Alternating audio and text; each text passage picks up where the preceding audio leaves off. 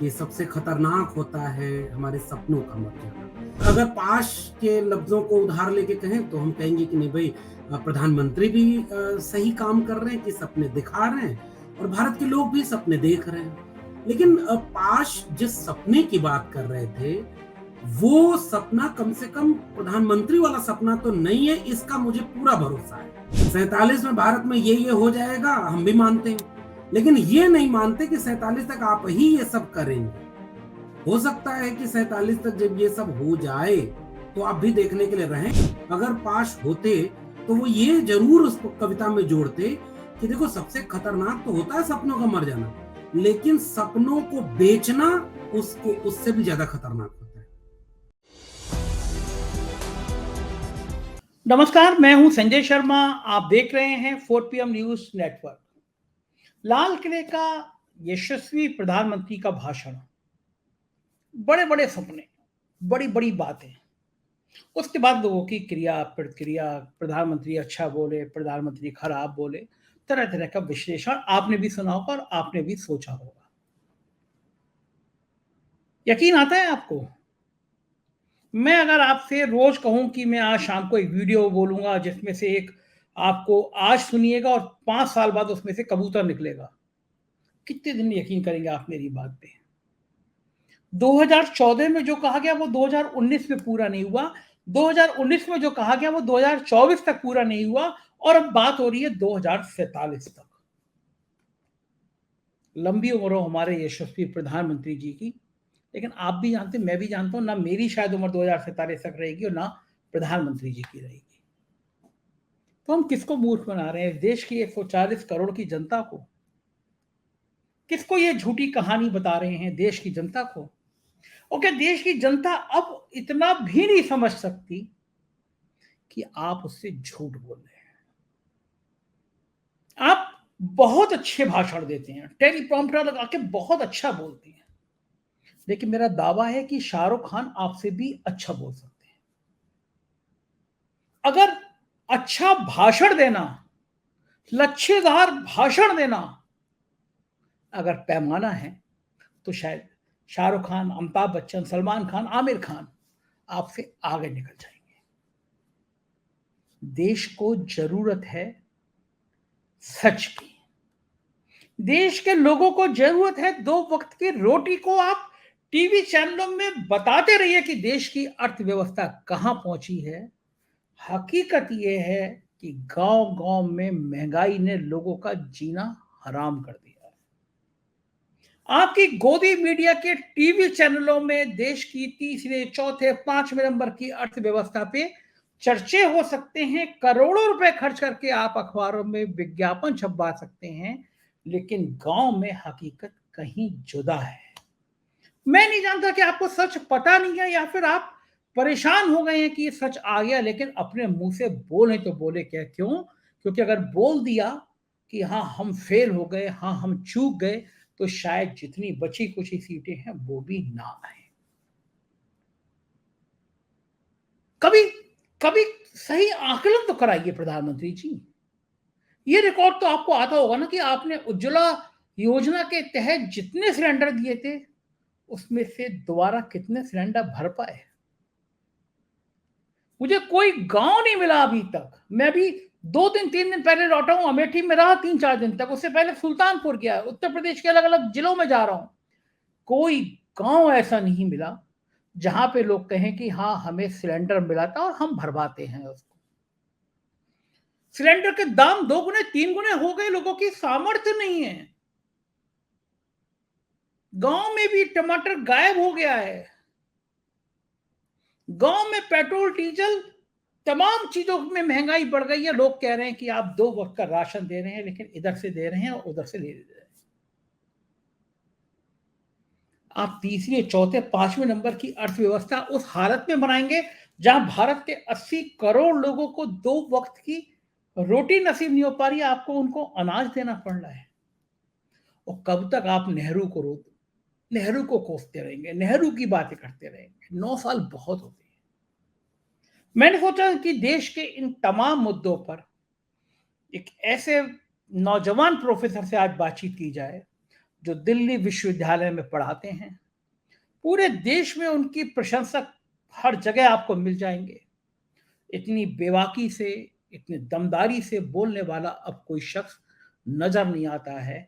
इस भीड़ में जो डंके की चोट पे सच को सच कहने की हिम्मत रखे, जैसे दिल्ली विश्वविद्यालय के प्रोफेसर डॉक्टर लक्ष्मण यादव करते हैं।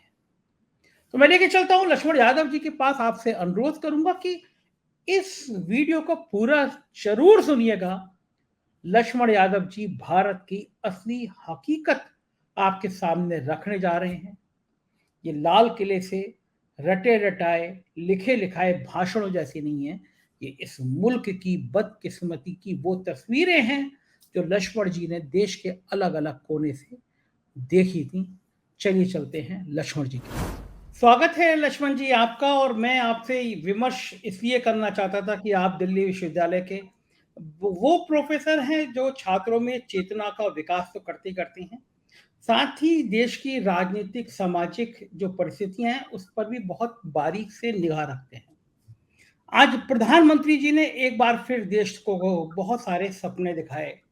लाल किले पे भाषण दिया प्रधानमंत्री जी ने और तमाम बातें करी कि 2047 तक ऐसा हो जाएगा, 2047 में हम दुनिया में छा जाएंगे।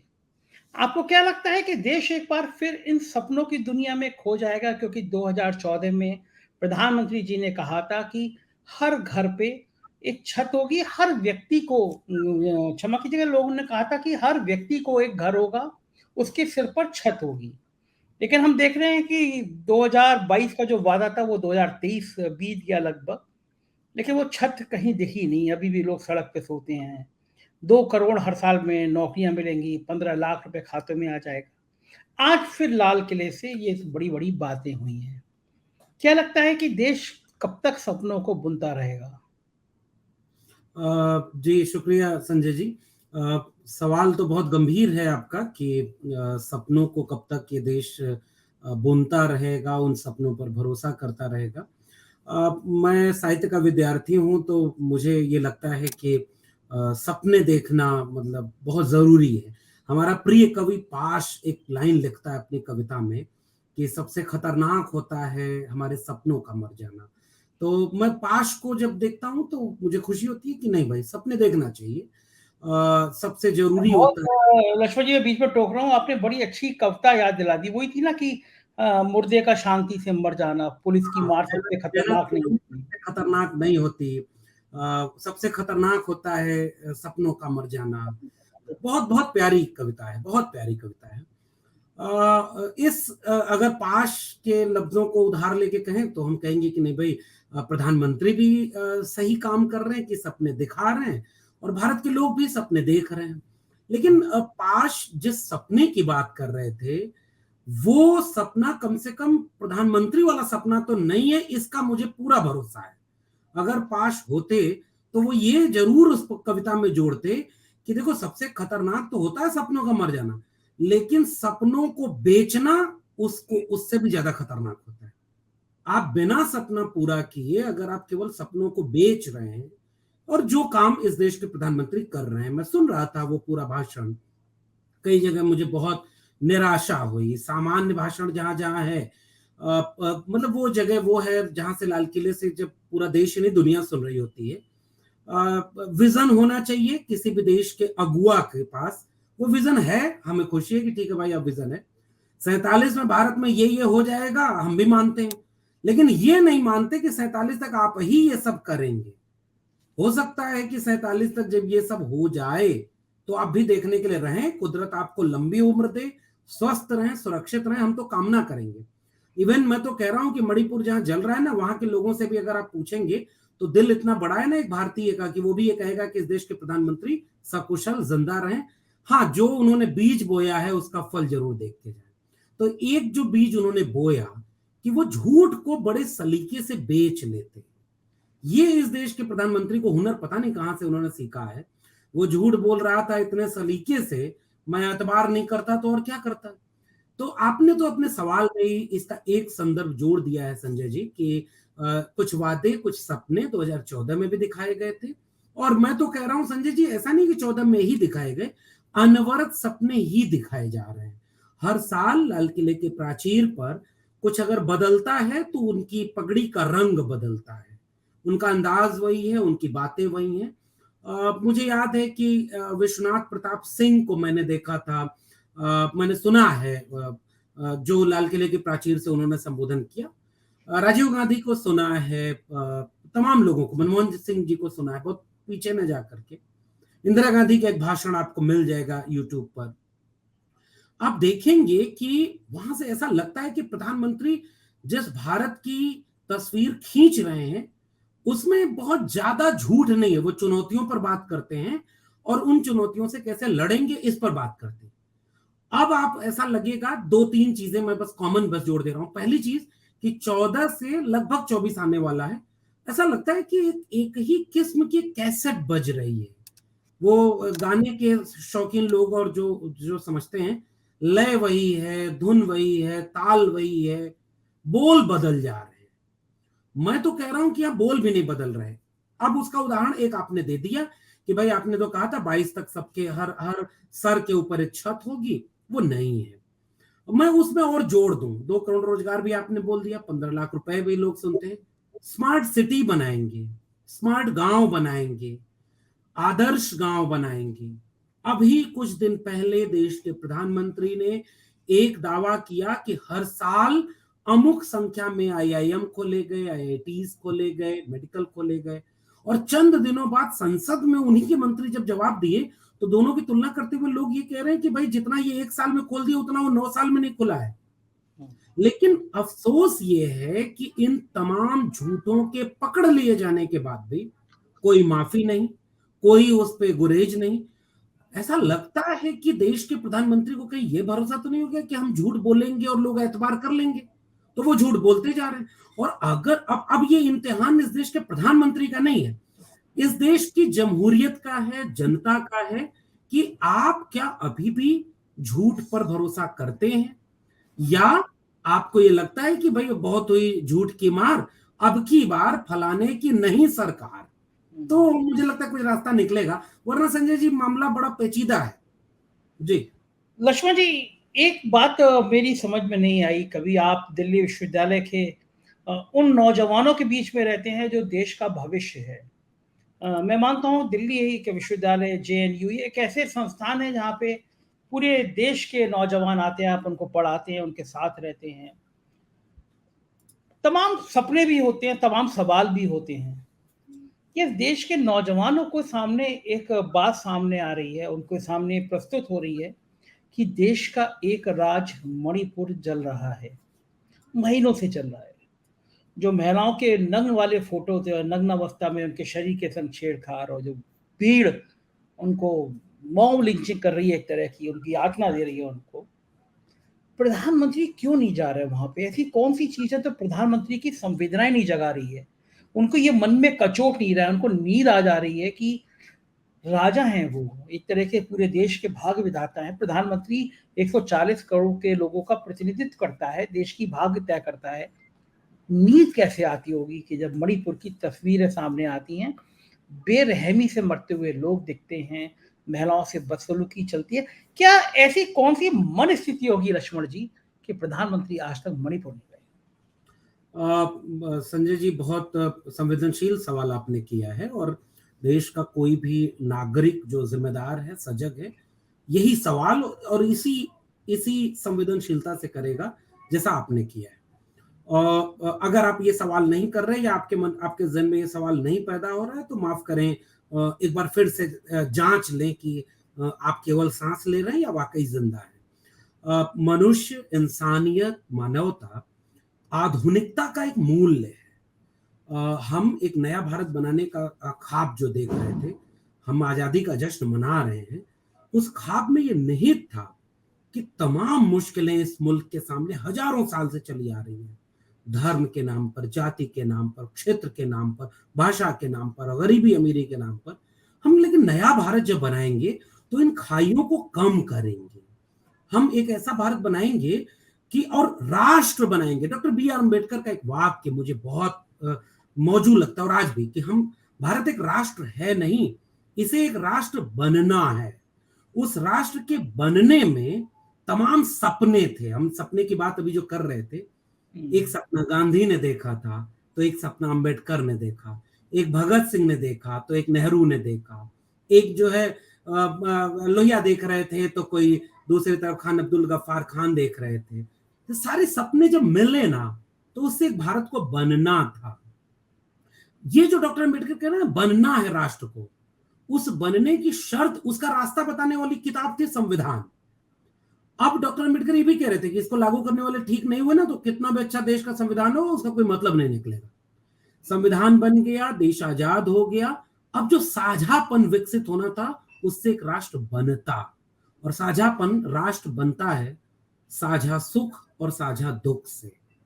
ठीक बात। अगर मैं और इसे बारीकी से कहूं, साझा सुख थोड़ा कम भी होगा ना, तो भी राष्ट्र बन जाएगा। शर्त यह कि साझा दुख होना चाहिए। अगर कश्मीर में आग लगे तो उसकी आंच कन्याकुमारी को महसूस हो, अगर मणिपुर जल रहा हो तो तपन गुजरात को महसूस हो, तब मानिए कि हम एक राष्ट्र हैं। ठीक बात। और राष्ट्र, ये इम्तिहान इसलिए हमारा भी है। अगर मुझे मेवात और मणिपुर की आग से आंच नहीं लग रही, तो इसका मतलब मैं किसी मुगालते में हूं, मैं इस राष्ट्र का हिस्सा नहीं हूं। एक बात। दूसरी बात कि इस राष्ट्र को चलाने वाले लोग, आप वोट भले, मतलब मैं फिर भी दुखी होकर के एक संदर्भ ले रहा हूं संजय जी, पिछले दिनों संसद में दिया प्रधानमंत्री का भाषण, या आज एक बड़ी महत्वपूर्ण बात उन्होंने कही, और मैं इम्तिहान की तरह इसे आपके दर्शकों के सामने रख रहा हूं। कोई भी देश का प्रधानमंत्री 2023 में खड़ा होकर अगर अपने अतीत को याद कर रहा है, और वो इस रूप में याद कर रहा है कि लगभग 1000 साल पहले कोई आया, मारा, पीटा, गुलाम बना लिया, इसका संकेत किधर जा रहा था। अब मैं, आप पढ़े लिखे देश में आपको नहीं पता कि इस देश में शक आए, हूड़ है, कुषाण है, ये सारे लोग भी तो आए थे विदेश से। आप एक को टारगेट करते हैं क्योंकि आपको धार्मिक कट्टरवाद को बढ़ावा देना है। प्रधानमंत्री को इससे बचना चाहिए, खाई नहीं बढ़ाने वाली बात बोलनी चाहिए।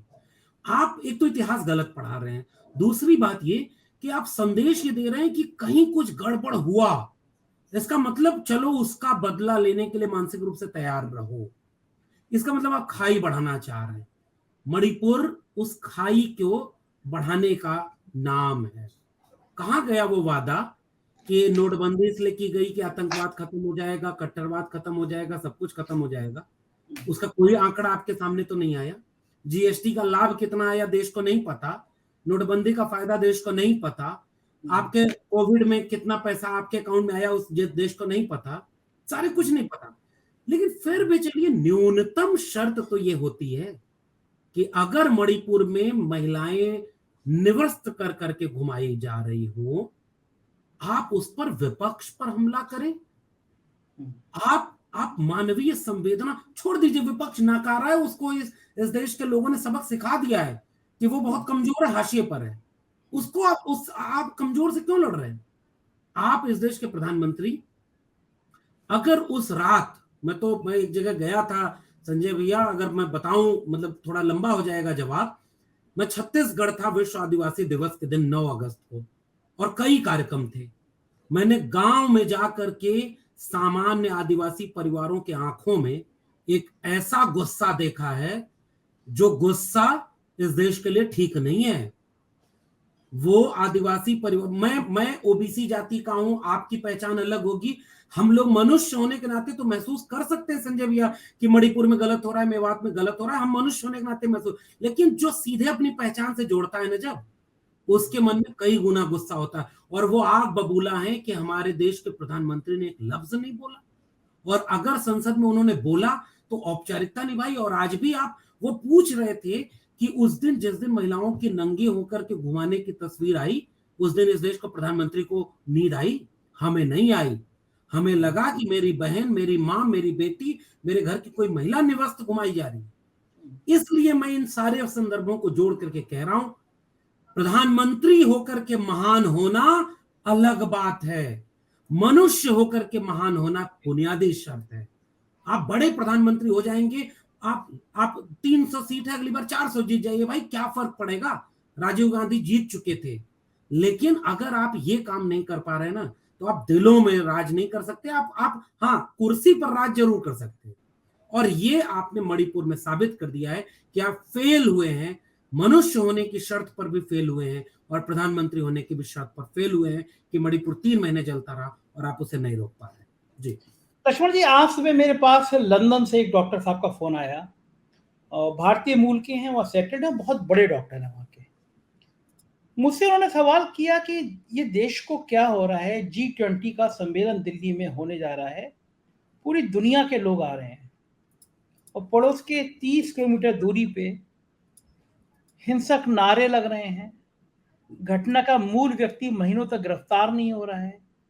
चुनाव से पहले का ट्रायल है क्या, और इस ट्रायल की कीमत क्या देश पूरी दुनिया में अपनी नाक कटवा कर देगा? ये जो झगड़े लगाए जा रहे हैं, ये जो आग भड़काई जा रही है, ये क्या आग तभी भड़काई जाती है जब ये मान लिया जाता है कि आपका विकास का मॉडल फेल हो चुका है? पता नहीं, वो जो लंदन में बैठे हैं, अगर वो इतने सजग हैं, तो मैं चाहता हूं कि उसकी आधा सजगता इस देश में बैठे लोगों में अगर हो जाए और सब चिंतित हो जाएं, तो मुझे लगता है ये राष्ट्र के हित में होगा। एक बात। दूसरी बात ये कि चुनाव जीतने के लिए तमाम तरह के राजनीतिक दल तमाम हथकंडे अपनाते हैं, ये स्वाभाविक है, लोकतंत्र में स्वाभाविक है। नैतिकता और अनैतिकता की कसौटी पर कई बार उसे कसा जाता है बातचीत में। जैसे हम और आप एक सभ्य बातचीत कर रहे हैं, इसे पढ़ने लिखने वाले लोग या जागरूक लोग देखेंगे, उसको समझेंगे कि गंभीर बातचीत है, इससे कोई दिशा निकलेगी। लेकिन बहुत बड़ी आबादी ऐसी है कि जो शायद यहां तक नहीं पहुंच पाती, लेकिन फिर भी हम सब अपनी भूमिका निभा रहे हैं कि हम एक हस्तक्षेप कर रहे हैं अपने समय में। अब यहां से एक बात है कि नैतिकता और अनैतिकता के पैमाने पर जैसे ही आप जाएंगे, तो आप ये जानते हैं कि प्रधान का चुनाव लड़ने के लिए 10 लाख खर्च करो तो 20 लाख प्रधान का चुनाव जीत जाओ तो कमा लेना। ये पर्दे के पीछे की कहानी। वैसे ही अगर आप प्रधानमंत्री बनना है, तो ये रास्ते हो गए।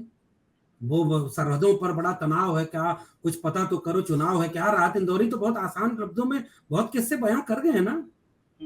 तो ये जैसे ही चुनाव आता है, वो नैतिकता के पैमाने कहीं किनारे धरे रह जाते हैं। येन केन प्रकारेण सत्ता हासिल करने के तमाम हथकंडे अपनाए जाते हैं।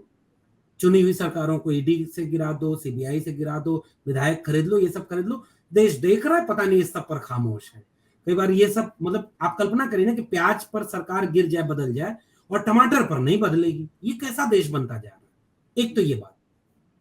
दूसरी बात ये कि अनैतिकता अगर स्वाभाविक और सहज हो गई, तो सबको ये बात समझ में आएगी कि चुनाव करीब आएगा तो सरहद पर तनाव पैदा हो जा रहा है। चुनाव करीब आते ही सांप्रदायिक तनाव पैदा हो जा रहा है। चुनाव करीब आते ही जातिगत वैमनस्य पैदा हो जा रहा है। चुनाव करीब आते ही ऐसा ध्रुवीकरण होता जा रहा है कि एक खेमा एक तरफ, बाकी खेमा एक तरफ हो जा रहा है। और अगर चुनाव से इन चीजों का रिश्ता इस देश के नागरिक नहीं जोड़ पा रहे हैं, तो इसका मतलब इस देश के राजा को पता है कि जैसे तालाब में कंकड़ फेंक करके, मैं तो संजय भैया एक मजाक में ही गंभीर बात कह रहा हूं।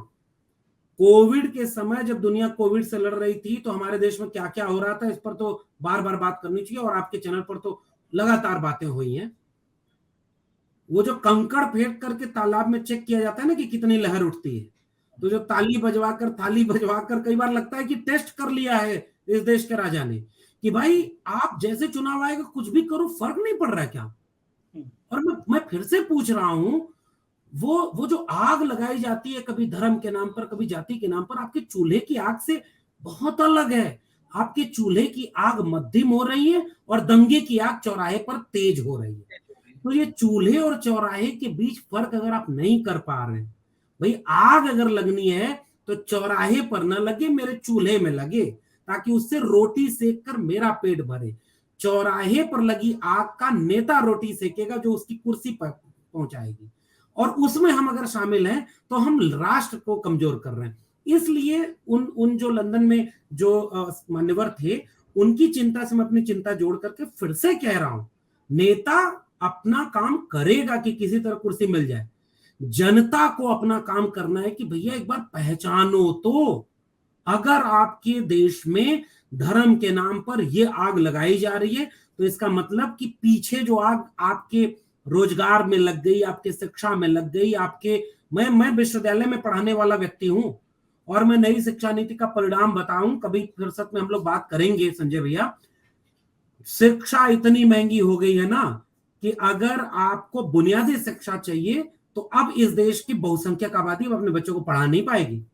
और धर्म के नाम पर इतना आसान हो गया कि कहीं भी आग लगा दो, कोई भी नकाब पहन कर जा रहा है। और धर्म में केवल सांप्रदायिकता में होता ये, कमजोर मारा जाता है ताकतवर के हाथ में।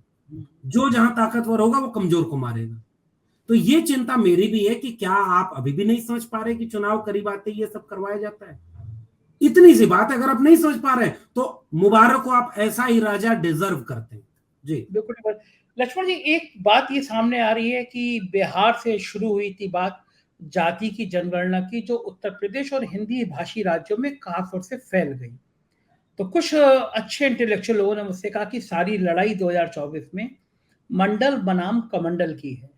उन पिछड़ी जातियों को, उन दलित जातियों को हिंदू बनाने का, हिंदू का मतलब व्यापक है, वो बीजेपी वाले हिंदू बनाने का, वो आपके मेरे जैसे हिंदू बनाने का नहीं, जो उग्र हिंदू होते हैं उसमें कन्वर्ट अगर नहीं किया बीजेपी ने तो जातियों के खांचे में बस गए। और जातियों को समझ में आया कि उनके हक मारे गए हैं, नौकरियों में आरक्षण खत्म किए गए हैं, तमाम जगह निजी क्षेत्रों में बड़े बड़े उद्योग दे दिए गए हैं, आरक्षण खत्म होता जा रहा है। तो इससे बचने के लिए पिछड़ी जातियों में, दलितों में, आदिवासियों में चेतना का संचार रोकने के लिए कि उनको उग्र हिंदुत्व बना दो। क्या आपको लगता है कि 2024 की लड़ाई मंडल बनाम कमंडल की हो जाएगी? बहुत महत्वपूर्ण सवाल है। मैं एक उदाहरण देता हूं और इसका कोई और अर्थ नहीं है, कृपया मतलब इसे उसी संदर्भ में देखा जाए। मेरे गांव में 15 साल पहले 15 लोग सरकारी नौकरी में थे और शायद ही कोई कांवड़ होने जाता था, मतलब वो निजी मामला था। कोई अगर पूजा कर रहा तो निजी मामला है, ठीक ठाक पुजारी लोग भी थे, सब चलता था। 15-20 साल बाद सरकारी नौकरी वाले सारे रिटायर हो गए, किसी को नया मिला नहीं और नए नए नौजवानों को मैं कांवड़ लेते हुए देख रहा हूं। मैं उस पर टिप्पणी नहीं कर रहा हूं, मैं बस एक चीज जोड़ रहा हूं। मुझसे अगर आप चुनेंगे तो मुझे मेरा वो वाला गांव चाहिए जिसमें सरकारी छोड़ दीजिए, लेकिन नौकरी करने वाले नौजवान, जिनके परिवार शिक्षा, रोजगार, रोटी, कपड़ा, मकान, इनकी बुनियादी शर्तों को पूरा कर सके। और आज मेरे गांव में लोग अपनी जमीन बेच रहे हैं ताकि बेटी की शादी हो सके, लोग जमीन बेच रहे हैं ताकि घर बन सके। कितने दिन जमीन बेच पाएंगे आप? और फिर कोई जो जमीन खरीद रहा है उसके यहाँ आप मजदूर होंगे, आप दरबान बनेंगे। मैं ऐसा गांव नहीं चाह रहा था। और मैं फिर से कह रहा हूं, हमारा देश ऐसी मान्यताओं का देश है ना। एक ही परिवार में कोई शिव को पूजता था, कोई नास्तिक था, कोई कहीं था, सब मिलके रहते थे, सबका अपना अपना निजी मामला था। जब से सियासत ने यह तय करना शुरू कर दिया है कि हिंदू कौन, पूजा कैसे होगी, मंदिर कहां बनेगा, तब से ये आग लग गई।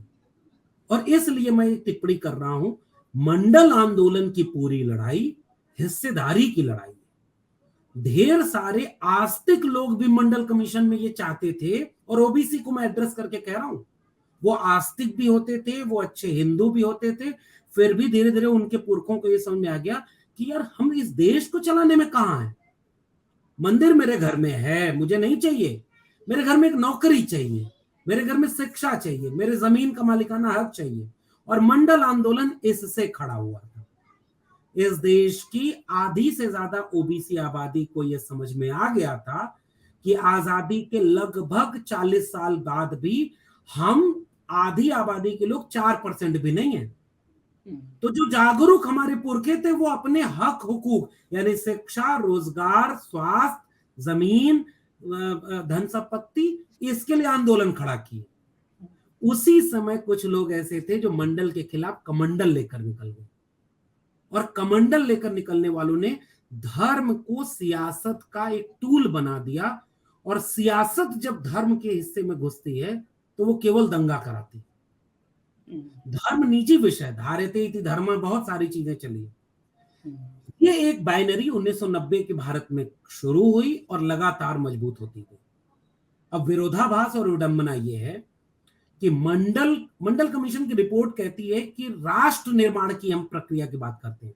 शिक्षा में सुधार होना चाहिए, बजट का पैसा शिक्षा पर जो खर्चा हो, बजट का 10वां हिस्सा हो, ये जनवादी आंदोलन के नारे हुआ करते थे। जो जमीन को जोते बोए वो जमीन का मालिक होए, राष्ट्रपति का बेटा हो या चपरासी की हो संतान, हो टाटा बिरला अंबानी हो, सबको शिक्षा एक समान। मिटे गरीबी और अमीरी, मिटे चाकरी और मजबूरी, 100 से कम न 1000 से ज्यादा समाजवाद का यही तकाजा। एक ऐसा भारत मंडल आंदोलन में बन रहा था जिसमें सबको सबके हिस्से का हक हुकूक मिल रहा था, शिक्षा रोजगार ये सब। और कमंडल में कौन सा भारत बन रहा था? रामलला हम आएंगे मंदिर वहीं बनाएंगे, चलो भाई बन गया मंदिर। अब हम तो छोड़ देते हैं उस मंदिर मस्जिद की बहस में, इस कमंडल की राजनीति ने यहां पहुंचा दिया है। लेकिन अब इसलिए बुलडोजर चल रहा है किसके ऊपर? जो शिक्षा मांगेगा, 69,000 शिक्षक भर्ती घोटाले में जो मांगेगा शिक्षा, उसके घर पे बुलडोजर। नौकरी मांगेगा उसके ऊपर लाठी, जो रोजगार मांगने के आंदोलन करेगा उसके ऊपर मुकदमा। और आप कांवड़ ढोने जाओ तो हेलीकॉप्टर से फूल बरसा। आप करो फूल बरसा, हमें उससे गुरेज नहीं है, लेकिन यार ये नौकरी मांगने पर लाठी बरसा तो मत करो। ये आपके राज्य के नौजवान है, शिक्षा मांग रहे हैं, रोजगार मांग रहे हैं, थोड़ा इनको भी दे दो। इसलिए अगर इस देश का हित चाहने वाले लोग जो भी होंगे, अगर वो कलम और किताब की बात करेंगे, तो मंडल आंदोलन बेसिकली आरक्षण का आंदोलन नहीं है, कलम और किताब का आंदोलन था। आरक्षण तो बहुत छोटा सा टूल है, और मंडल आंदोलन शिक्षा सुधार, जमीन सुधार और वित्तीय निगमों की स्थापना, इन सबको करके सबको सबके हिस्से का हक दिलाने की बात कर रहा है। तो अगर ये सवाल 24 के चुनाव में मजबूत होते हैं, तो इसका मतलब मंडल आंदोलन पार्ट 2, या मंडल को मैं और आसान कर दूं, आइडिया ऑफ इंडिया का आंदोलन जो है वो चलेगा कि सबको शिक्षा, रोजगार, स्वास्थ्य पर बात हो। अगर ये लड़ाई हारेंगे तो भाई कमंडल वाले तो तैयार बैठे ही हैं, वो 1 जनवरी को 2024 में मंदिर का उद्घाटन कराएंगे, फिर कभी काशी विश्वनाथ, फिर कभी मथुरा, यही सब चलेगा। मैं चुनता हूं कि मैं कलम और किताब विश्वविद्यालय वाले भारत के 24 में विमर्श में ये चुनूं कि लोग अपनी शिक्षा की बात करें, रोजगार की बात करें, न्याय की बात करें। ये लड़ाई निश्चित रूप से उसी दिशा में जाएगी। जी बिल्कुल, बहुत अच्छी बात। आखिरी सवाल लक्ष्मण जी, क्योंकि पूरे देश में इन दिनों आप घूमे हैं, अलग अलग राज्यों में घूमे हैं, उनके हिस्सों में गए हैं आप, 2024 में कौन सी सरकार बनती नजर आ रही है आपको? मैं बिना किसी, देखिए एक होती है हसरत, इस चुनाव के इस सवाल के 2 जवाब होते हैं। एक हमारी ख्वाहिश, हमारी हसरत, उसमें तो हम यही चाहेंगे कि जो संविधान बदलने और तमाम तरह के राष्ट्र बनाने की बात करता है, जो शिक्षा की बात नहीं करता है, वो तो कम से कम ना आए। लेकिन ये मेरी हसरत, ये मेरी ख्वाहिश। विश्लेषण की अगर बात करूं मैं, तो मैं ये कहूंगा कि ये चुनाव 2014 और 19 की तरह नहीं है। ये चुनाव 14 में परिस्थितियां अलग थी, लोगों ने मौका दे दिया कि हाँ भाई किसी नए को मौका मिलना चाहिए। अच्छे अच्छे सपने, पहले सवाल पर बात घूम के आ गए, इतने अच्छे सपने दिखाए गए थे कि बहुत सारे उन्हें न पसंद करने वाले लोग भी उनको वोट दिए। 19 में ये समझ करके भी बहुत सारे लोगों ने वोट दिया कि शायद सपने इतने बड़े थे कि 5 साल उन्हें पूरा करने के लिए कम समय था, तो एक मौका और दे दिया जाए। 24 के चुनाव में मैं पूरे देश में, दक्षिण भारत के कुछ राज्य छोड़ दूं तो मैं पिछले कुछ दिनों में मैंने लगभग पूरा भारत घूम लिया, और गांव तक मैं गया हूं, केवल बड़े बड़े शहरों तक नहीं। मुझे ठीक ठाक बेचैनी नजर आ रही है संजय भैया, और वो बेचैनी वर्तमान निजाम से नाराज है। बहुत दिल तक उन्हें मानने वाले लोग भी ये कहते हैं कि यार इतना तो नहीं चलना चाहिए, ये कुछ ज्यादा हो रहा है, हिंदू मुस्लिम ज्यादा हो रहा है, शिक्षा, रोजगार, महंगाई, बेरोजगारी, इस पर कोई बात ही नहीं हो रही। इसलिए मैं देख रहा हूं कि शायद 24 के चुनाव में वे लोग तो सरकार में इतनी आसानी से, अगर मौजूदा परिस्थितियां ऐसी रही, तो अगर ईडी, सीबीआई या चुनाव आयोग थोड़ा किसी और अवतार में आ गया तो बात अलग है, वरना वर्तमान परिस्थितियां उस दिशा में ले जा रही हैं कि नफरत हारेगी। मैं एक बिंब दे रहा हूं, मोहब्बत जीतेगी शायद। बिल्कुल, बहुत बहुत शुक्रिया लक्ष्मण जी, आपने अपना कीमती समय दिया, और पूरा देश आपको बहुत सुनना चाहता है, आपको पसंद करता है। शुक्रिया आपका लक्ष्मण जी, बहुत धन्यवाद। धन्यवाद। आपने सुना, ये थे लक्ष्मण यादव जी, पूरे देश में घूमे हैं, इन्होंने लगातार संपर्क किया, संवाद किया है। कौन सी बात ऐसी है जो लक्ष्मण यादव जी गलत कह रहे हैं? चुनाव से पहले माहौल गर्म किया जा रहा है, चुनाव से पहले धर्मों के बीच में लाइनें खींची जा रही है। क्या यही है हमारा हिंदुस्तान?